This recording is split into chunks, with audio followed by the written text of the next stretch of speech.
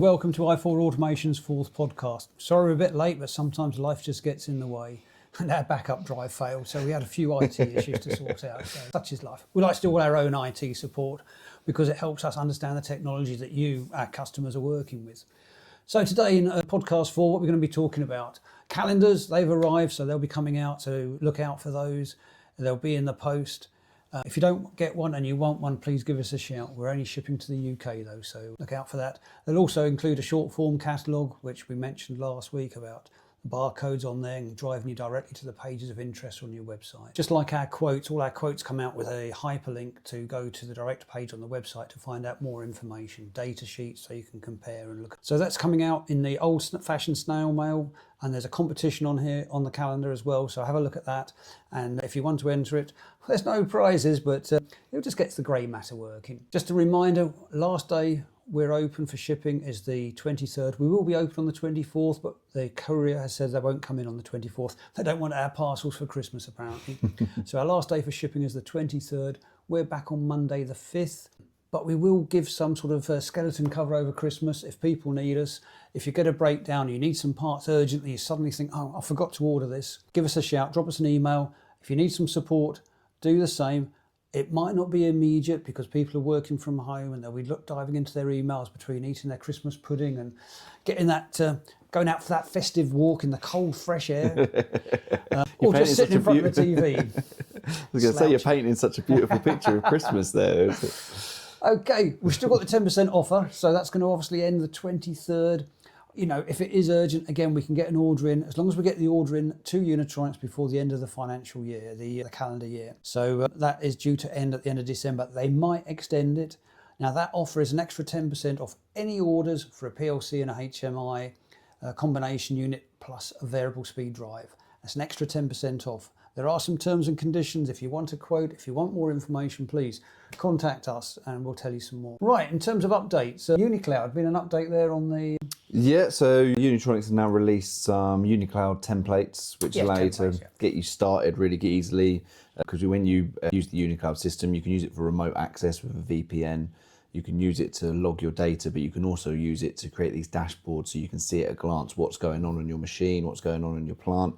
And they've just created some templates there to help you build it up and, you know, get yourself started even quicker than it is normally. There's quite a few templates there. I had a quick look at it. It must be about 18 or so. Yeah. And also Unitronics will come in if you're building something up from scratch, you're building up a dashboard, they will do a remote session with you to actually build up your dashboard on UniCloud straight away. And this is the way people are going to interact with the UniCloud. You know, it's the first page they see when they log in and they open that. Exactly. We talked about that in podcast 3, so if you want to go back and have a look at it, I learned something from it and we chatted about how the UniCloud works. So there's some interesting information. We're biased, but yes, we thought it was interesting. Yeah, no, it's really good. And obviously we're adding these new templates, giving you that remote session to be able to set you up on that.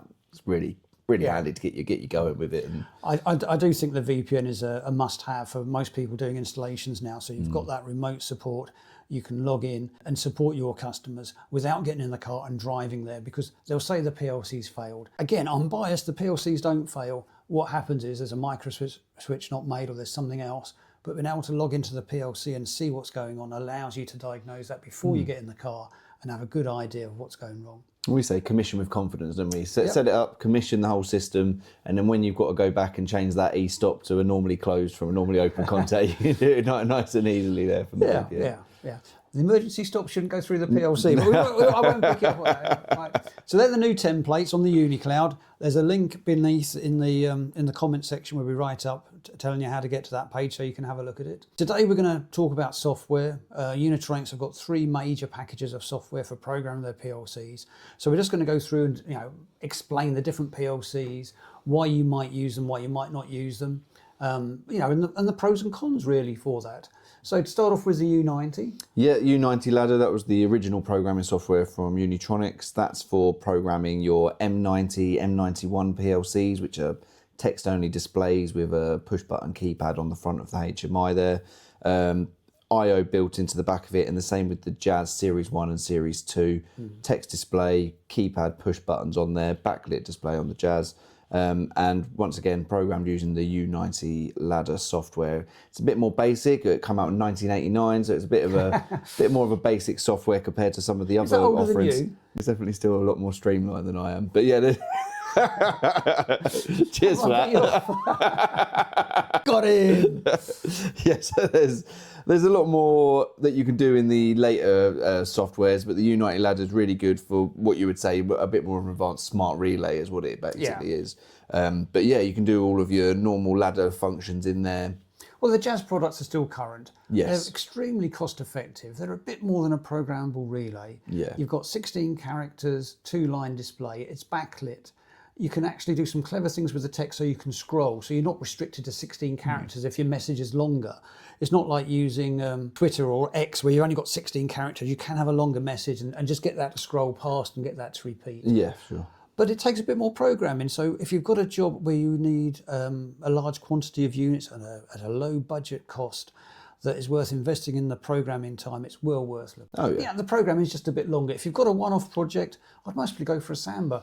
It might cost you a bit more in hardware, but I think it'll be a lot quicker to implement. Yeah, this is it. If you've got you want the touch screen, obviously you've got the Samba there with the touch screen, color touch screen on there, but you've also got function blocks and stuff inside the VisiLogic software. So things that in U90 you would have to do by setting certain system bits inside the program and doing Build it your on own one scan. blocks effectively. Yeah, exactly. But with the vision system, using the VisiLogic software, you've got function blocks which do a lot of that for you, sort of take away a lot of the awkward programming part of it, and it really simplifies the program. And you can see how Unitronics have progressed what they were doing with the U90 ladder, and they've moved it into the colour touchscreen, but then also with the functions inside the ladder. We're all doing things differently in 1989. Yes, yeah. I definitely had more hair back in 1989, I can tell you that. I don't know when they brought out the VisiLogic software, but it doesn't look like the most modern piece of software. No, it's showing its age, and they're not really investing in it, apart from some security updates. Well, this is it, yeah. It's pretty much a product that's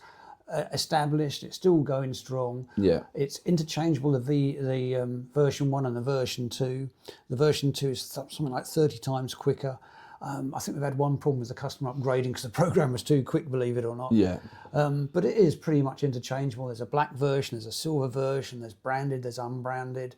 On our YouTube channel, we've done some videos so you can see the difference in those products. So it's well worth having a look if that's a product of interest for you. Yeah. Yeah, and the Jazz product's just a solid, reliable piece of kit. Yeah, it's with the I/O built into the back of it in the same way that Unitronics have done with the Vision system. You've got I/O in the back of the unit as standard if you want to, but with the Vision system you can also add how many modular. different models, how many different I/O options is there? What for the Jazz unit? It's about 8, is there? For the Jazz, I don't know. Yeah, maybe. I think there's about 8, but you can't expand it, can you? Or it's not. You can't expand it further. Well, to be fair, you've got Ethernet on there, so if you wanted to use Unitronics Ethernet I/O, you could expand it using that, but you'd have to address the Modbus manually in the back end. So it is possible. Okay, and we've worked on a project recently where we're using a number of Jazz units connected to a Unistream, and the Unistream is going to be connected to the cloud. Yeah. So that's kind of quite old technology where the customer's going to interface, and then they're going to access that on different floors in a building, and then that's going to go back to a Unistream PLC, which is then going to access the cloud. So we're going to have quite a nice little network there. Yeah, if you've got Ethernet on these units, so it allows you to do Modbus, TCP and stuff like that if you want to anyway. So there are options available to you on that for sure. Okay, and so the next software, VisiLogic. Yeah, VisiLogic software, same sort of thing. Like I say, you've got ladder logic in there, you've got function blocks. They've expanded further on the function blocks, as I say. But you've also got the option to program the colour touchscreen. Can you take a U90 program and bring it into VisiLogic? No, you can't just port it straight over. I mean, the functions and everything are very, very similar. So you could do, with using your eyes, you could have a U90 project open. And you could have a printout in the old way, or two screens and copy one. Yeah. You could have both programs open on the same machine. It is 100% doable, yeah. And then you could obviously make that a little bit better. But you would probably, you've got the Vision Standard series and the Vision Enhanced series. With the Vision Standard series, you've got a monochrome screen with push buttons on the front of it. I don't think there's many of the Vision Standard series. No, manufacture. We don't. I don't think we quote them for new jobs at all anymore, do we? No, I've never have quoted them. Oh, okay, fair enough. I've only been going 17 years. Yeah. I've quoted them when people have asked for them, but I've never actually quoted them to sell them as a solution for a customer. So they're still available as a breakdown. You have a breakdown, you can still use the Vision Standard series, and we can still replace those units. Mostly, some units have been discontinued, as you can imagine, but there is a ready replacement for that, and you can go from the monochrome push button PLC HMI to the touchscreen PLC HMI quite easily. You can transfer it over, and there are functions, there are widgets inside the HMI screen which they replicate the same functionality as you've got on the monochrome screen. Things like the screens you're going to have to redo, aren't you? Because you can't replicate a monochrome screen that's very low resolution. Hey, I guess it'd be up in the top left-hand corner. You're having so much fun adding this new touchscreen functionality into your program. You might as well. Once you've got your ladder logic over, you are going to have a great time adding in all of your touchscreen bits and pieces. I mean, I might get a bit geeky about it, but there's a lot of things that you can do on there and just bring your PLC program to life, make it really interactive for the user as well. Things that you just can't do on a mono. You need more I/O, and it's difficult to add I/O to the SAM unit. You can do it. I've had customers use CAN bus, for example. So you want to go, let's say you want to go to a V430. You can transfer that across? Yes, for sure. Like you say, the screen might all go up into the top left-hand corner if you go into a larger screen. V430, SM43, both 4.3-inch screens? Yes, you can transfer those over straight away. They're the same resolution? Yeah, that'll go over quite nicely. Going the other way from a vision system to a Samba system, you've got less memory bits available to you, for example, less integers available to you in the program. So yeah, you might get into a bit of trouble if you're doing that way. But if going from a Samba up to a Vision series, it's really, really seamless. Yeah. And so if you do run out of I/O on a Samba project, your development and your time working on it aren't wasted. Oh, no. Or you could have a low-cost machine and a more expensive machine with more I/O on it. Oh, yeah. That looks the same from the outside as a customer.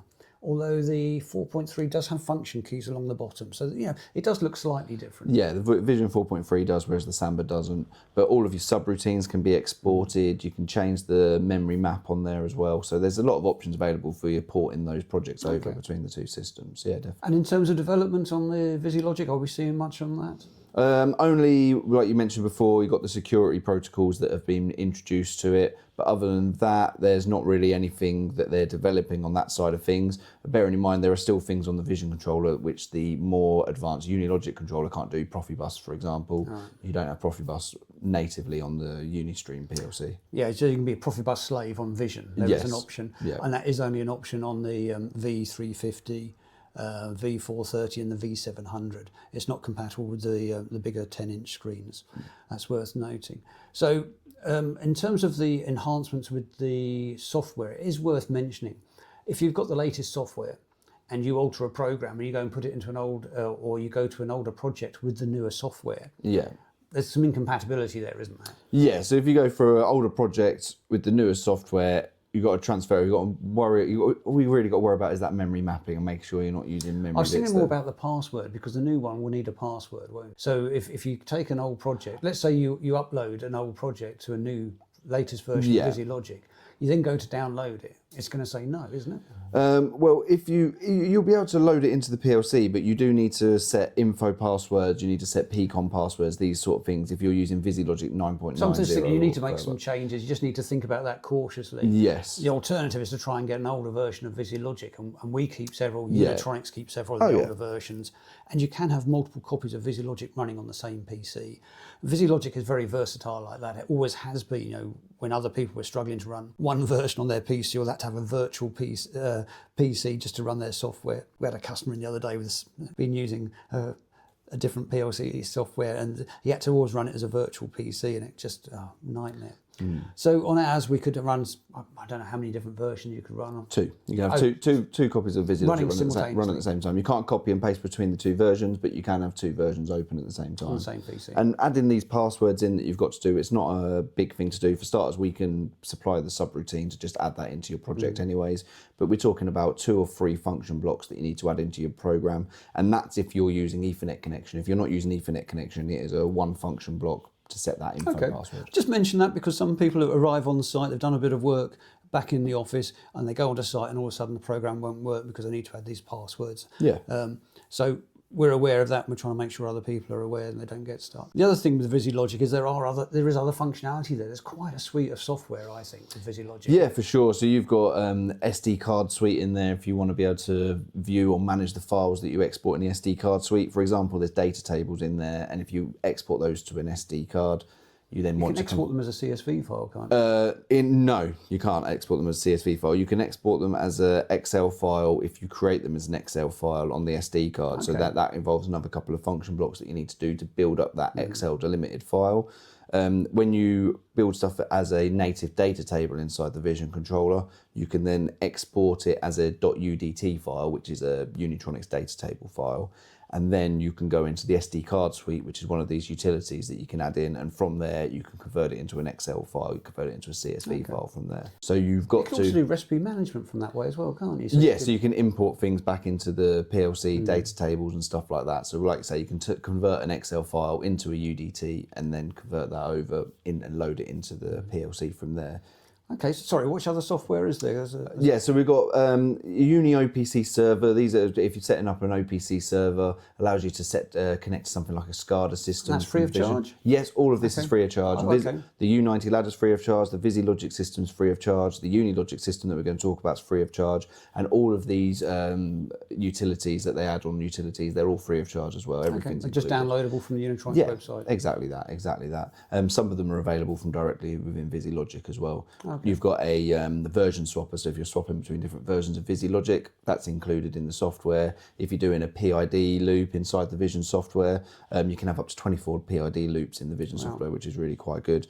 But you've also got a PID server in there, so you can actually see on a graph and it plots what the PID is doing at any given time. So that's a really handy bit of, but that's included in the VisiLogic, yeah. Even though you've got auto tuning, it helps you just to see if the tuning is. You can watch the auto tune as it's doing the auto tune as well, so you can actually watch it what it's doing on its passes as it makes me nervous when it goes and puts full power in there. It always does, but yeah. So you've also got, we're talking about data management of the SD cards. You've got a Uni DDE utility that you can use, and that allows you to just bring bits of information into Excel if you want to. That allows it to communicate with Microsoft equipment. I've never found many examples where people would use that. I remember them launching it I've years never ago, had to use it, I must admit. but it was a handy way of bringing it into an office environment and logging some data. So if you want to be able to do that, feel free to ask us for support, but I will warn you, I haven't had to use it yet. It almost becomes a Microsoft support at that point, it does a little bit. You've got Univision licensing software as well, and that allows you to just lock the PLC into a certain program, so only a certain program can work in that PLC, or only a certain PLC can run a certain program. For OEMs, isn't it? Yes, so it exactly. really protects their intellectual property and what they're developing. If somebody manages to get your hand on your program, it means that they won't be able to load it into another PLC unless they've got this license that comes from the Univision licensing software. So that allows the OEM, the original customer, to actually license the hardware before it's shipped out. Exactly that. And you've got managers for downloading files to the Vision controller as well. You've got a Uni downloader, which allows you to create a specific file type. I can't remember the exact format of it at the moment, but you export the project from VisiLogic as this file type. I think it's .udc file, Uni downloader file, and that means you can give that Uni downloader file to your customer, and they can use this Uni downloader software utility to load that program into the Vision controller. So they don't have to get involved with VisiLogic and programming. No. It's quite a dumb program, if you like. They can get their laptop and plug it in. Yeah, and they can't upload that from the PLC. It is just purely this downloader file, and there's no access to the program. And you can also write a program to the SD card, can't you? And put that into the PLCs, the ones that have it, the non-sample ones, and then read. And that's the quickest way to load a program into the Vision controller. Yeah, it's really quickly. You can clone a project which already exists in a PLC, or create this file from VisiLogic to load into the SD card, and just load that from the back menu in the PLC HMI, so you can load that in really quite easily from there. So it's great when you're building 100 machines and you've got to get them out the door and program. Oh yeah, it's definitely the way that we would recommend if you've got the same program going into lots of machines. Having said that, the Jazz unit's got a program cloner, a little device that plugs in. Also true, presumably with an EEPROM, so you can copy it from one to another. Yeah. Got a few customers using it. Yeah, that's definitely possible. You've also got a Uni downloader program to go along with that as well, and that allows you to load programs into multiple PLCs simultaneously, so you can have them all connected on a network. What, on Ethernet is that? Yeah, you can do it on Ethernet or serial connection,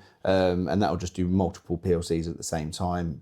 But it's not as quick as doing it with an SD card. It all depends how quickly you can swap your SD cards over and stuff. But there's options available for you on that. You've also got a data export utility, which allows you to connect a laptop up to the PLC, Ethernet or serial connection, and then you can set a schedule to just pull these data table files from the PLC. So if you're on an intranet, you could actually take the data off without doing anything fancy. We've got a customer that's used that on a production line, and they've just got the laptop sat next to the production line, and just is scheduled to just, I think it's like 5 o'clock every day at the end of the day, goes in, finds out exactly what's been done on the machine, and then it's triggered to just delete all of the data table files after it's exported them.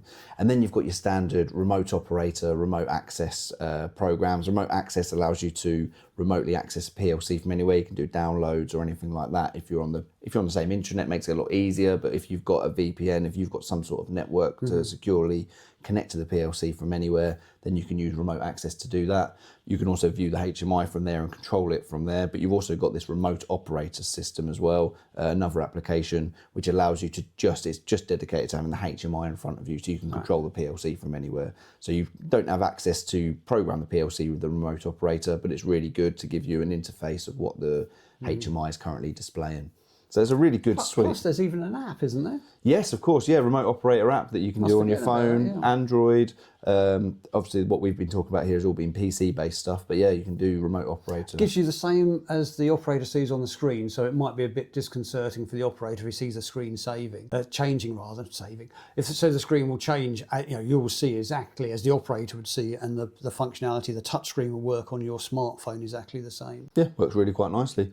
Okay, so we covered the U90 and the Jazz units. We've spoken a little bit there about VisiLogic and some of the utilities. There is a plethora of utilities and different programs.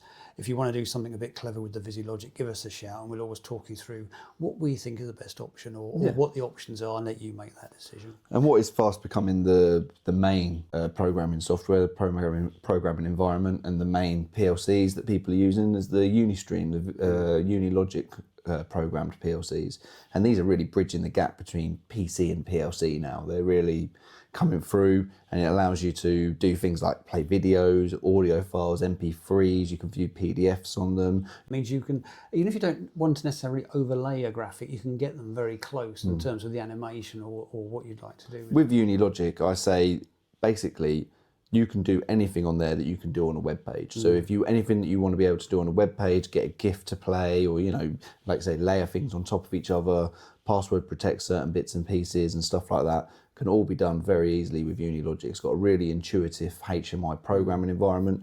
We were taking it to a customer locally. We did a lunch and learn, and they were using Raspberry Pis to do a few bits and pieces. Yeah. And they were asking about the UniLogic. We were showing the UniLogic software off, and they were asking questions like, when we've used PLCs in the past, the reason we stay away from them is because the HMI, we can't do what we want to do on the HMI. It's a bit clunky.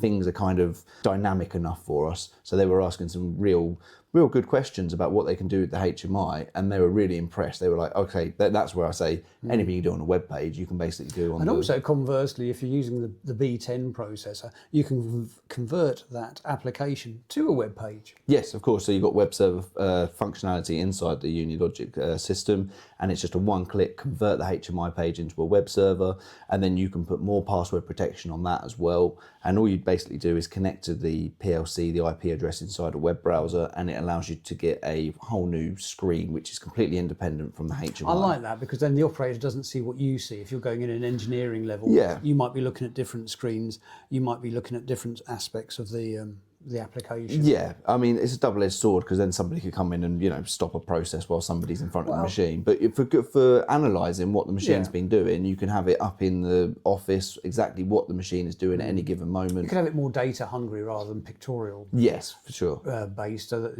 you're seeing the data, the production data going through. Yeah. You can control it from there as well, like I say, but yeah, that's up to you. If you want to be able to control it where you're not able to see the machine, or if you want to set it up like that, then it's all really possible for you. The web server is a really good feature to have in there as well. In terms of development on the Unistream, we're seeing quite a lot, really, aren't we? Oh yeah, this is where augmented reality linked to UniCloud. You can link a vision controller to UniCloud as well, but with the Unistream system, you've just got more available to you. You've got more. You don't need a router for starters, do you? So you can save some cost if you've got an internet connection in your IT department. Understand what we're doing and aren't scared by it. So you can have that connectivity, so you can save your cost. Well, you can do SMS and email, also available with VisiLogic, as well as the Unistream system. But yeah, you've got functions in there that can do stuff that you'd really associate with a PLC. VNC connection, it can work as a VNC server and a VNC client. With the VNC connection on the UniLogic system, you can see exactly what's on that screen at any given time. And the brick PLCs that we've got, which they call the virtual HMI PLCs, the whole way they work, that you build a HMI inside the program still, even though it doesn't have a screen connected to it, but it just connects over VNC there, so you can VNC into the server which is inside the PLC. But like I say, they can also work as a VNC client, so you can then VNC to another PLC. We've got a customer that's got multiple Unistream PLCs around the site that they've got, and from any of those PLCs, they can log into any of the other PLCs. Oh, from the actual PLC, from the HMI, yeah. So they can see what any of the other PLCs are doing at any given time, as if it's right in front of them. So they don't have to go outside to the chiller. They don't have to go outside and do this and that. They can do it all. They can just pick one place to sit for the day, set it all up, cup of tea. Oh yeah, this is where we're going to make sure that everything's working properly. So yeah, it's really nice because it's all networked together. But in terms of development, the Unistream's got Redfish, which is a new protocol. Yeah, for networking. Data management. So that's really good. You've got I can't remember what it's called, but you've got the protocol for car chargers, so to control car chargers and stuff like that. Modbus, MQTT. You've got CAN bus in there, obviously. There's a load of protocols available to you. And building management access as well. Yeah. You've got BACnet in there built in. Yeah. So there's a software BACnet and a hardware BACnet, so you've got a couple of options for connecting. Yeah. Oh, yeah. So, there's some different options. Does that cover the software? I mean, I don't think we've done Unistream justice, really. Well, Unistream's really, it's kind of one of those things of what can't it do in a lot of respects, because if you're coming at it from the VisiLogic system, you might say, well, everything's put into there's lots of different ways to get to the same place. So you might say, oh, hang on a minute, this is a bit more complicated doing it like this. It's a different way of looking at it. And I really do think of it as bridging the gap between PC and PLC in that respect. Like I say, it's using MQTT protocol, and that allows you to control the Internet of Things. So you've suddenly got all of these extra advantages available to you that you just wouldn't be able to do in a vision controller. And you've just got all of this available to you straight away inside the If you want a demonstration, or you want to have a look at the product, or you want to, the software's free to download, you can have a play with it. Yeah. But we're always happy to give you a demonstration. We've normally got equipment if you want to loan it for evaluation, so you can, see if it's going to do. Quite often it's important for you to understand what it won't do, or how it's going to do it, so you get your head around, working with the VisiLogic. We do free training. We did a training course last week for VisiLogic. UniLogic, yeah. UniLogic, getting myself confused now. I'm software blind. So we got we do training course. We had one last week. We had 2 guys on it, didn't we? We had a cancellation at the last minute. And those guys were going through it, and one was very new to software and one was quite experienced, and I think, they both really got a lot from it, or at least I think they did. Yeah, no, for sure. And they're working away on their projects now, so we're talking to them. They're controlling some servo drives, one of the guys. The other guy is just setting up a system where he's connecting over Ethernet IP, another one of the protocols available on UniLogic. So they're able to go in there now, and the idea, and hopefully that's where people end up when they finish doing the training course with us, so they can go in, have a look at their project, and suddenly go, oh, hang on a minute, I've got another idea that I might be able to do with this, because the possibilities are really, really endless that you can do with these bits of kit. Okay, so that's a regular training. We have updated the training schedule on the internet for next year, and that goes through, I think there's 13 months there. We've got a training course in January, and then there's more training. It's free to our existing customers. We do make a small charge for non-customers. Okay, so just as a quick review, we've got calendars coming out, so you should be able to see those. Engineering marvels of England, Britain. I think you're quite favourable for that, aren't you, as you came up with that terminology? I don't. British icon, I think it's actually referred to. Engineering British icons. Okay. So calendars are coming out to customers. There will be a short form brochure there for some more information. So little gifts for Christmas everybody's going to get. Well, yeah, they're quite small. If you know what you're going to get for Christmas. We're going to be shut for Christmas. 23rd is our last shipping day because the courier's not going to come in. We shall be there on the 24th, but the courier's not. Are they doing deliveries on the 24th? Yes, they did say they could come. They are about, but I think they want to make sure their vans and everything are empty over Christmas, basically. So I think they'll be dropping stuff off. I think, like FedEx. A lot of people, Christmas Eve, they're going to be working hard. I guess it all depends what backlog they've got and how well they've done, what their motivation is. So if you need a little stocking filler for Christmas, 10% off VFDs and PLCs at the same time, make sure you get it in for the 23rd. Okay, and we're back on the 5th. There will be some cover over Christmas. If you need something urgently, please contact us. Drop us an email, give us a phone call. We might not answer the phone, but we've got a message service, and that will drop us an email. We will get back to you as soon as. Well, that's all.